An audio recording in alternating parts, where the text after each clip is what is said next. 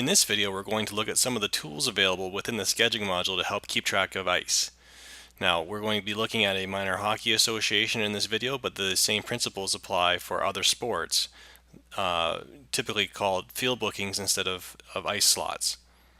Now, one of the best views available within the scheduling module for reconciling the ice that's been purchased versus the ice that's been allocated for various games and practices is the data glance view. So in this example, we're looking at 17 different venues for this particular organization and things that are scheduled on this date. The gray bars next to that run down each venue represent 5 a.m. to 11 p.m.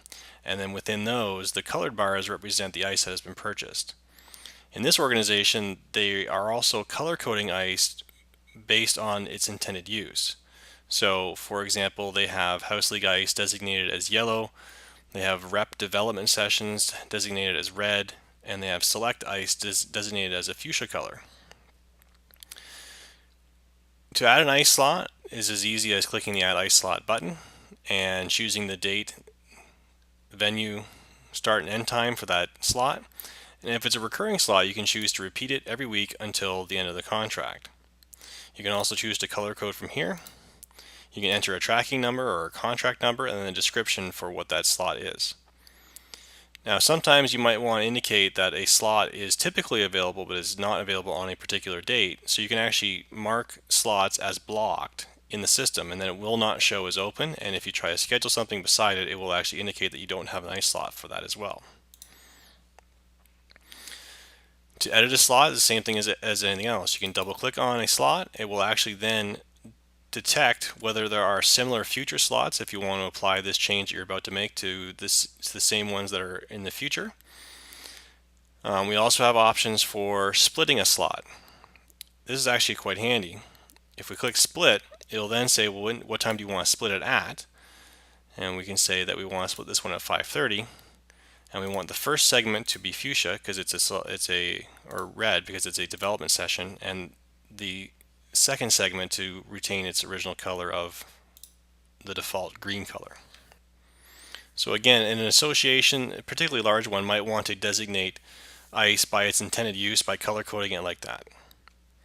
If the ice slots have been entered into the website, then what can also happen are analysis to determine whether or not there are open ice bookings available on any given date.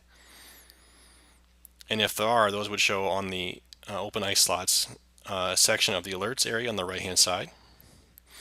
If you are color coding, you can also filter to only show a specific color of your open ice slot to indicate that, for example, if it's House League ice and you're looking to schedule rep practice, that you only want to look at open rep ice or whatever color that you've chosen to designate as rep. There's even a page available on the public side of things that would allow people to look up open ice. It's /availabilities, but you can add it to your menu and call it whatever you like to call it. And this can also be filtered to show a specific color and also a specific length or minimum length. But back in the scheduling module, there's also under the reports area a page that shows open/unused ice slots. So again, in looking at the current date going forward, that would be considered an open ice slot, and things that were in the past would be considered burned ice or unused ice slots. And this report does allow you to go back in time to view either historical or upcoming or both. Another page where you can view your ice slots is in the scheduling module on the ice slots page, which again for a non-hockey association would be called field bookings. And this page will group by venue and then by day of the week each slot that's in the system. And if there are multiple recurring slots of the same venue and time, there'll be a view all next to that where you can then look at each individual session and edit that one individually or delete it or do whatever you need to do with that individual ice slot. And ice slots can also be imported. So import ice slots, simply ask for the date, the start time, end time, the name of the venue. Belongs to doesn't get used for anything at the present time. And if you would like to color code them on the way in, you can do that, or you can color code them after they've been added to the site, whatever works most convenient for you.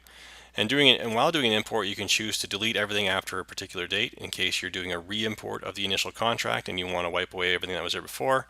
that option will let you delete everything that's in the site prior to doing the import. Ice slots can also be exported. So we can do export ice slots, choose your start and end date.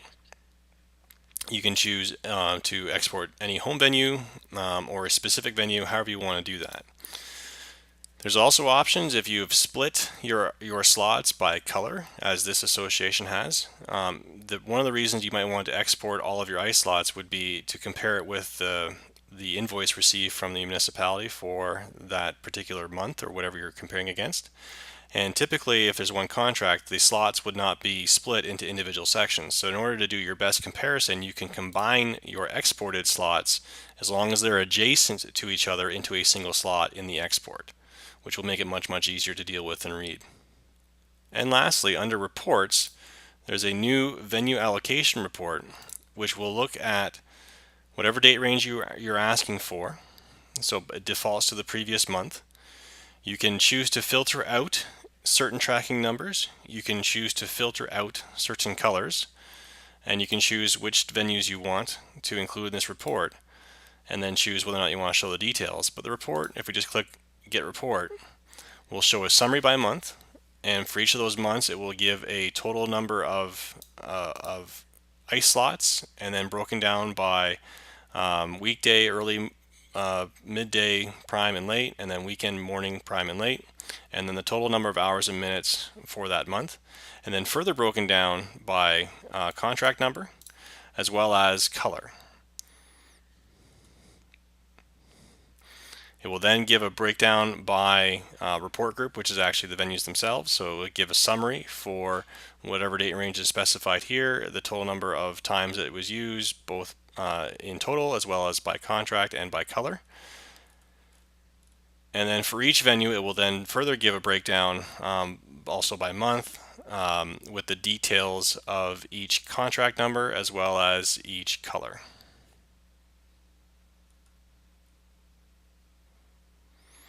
So this report could be useful for cross-referencing the invoices received from the municipality, as well as for internal accounting purposes to summarize the amount of ice used by program within the association. If you've color-coded the ice used by the program or the type of program that was used on it, then this report would give you that information.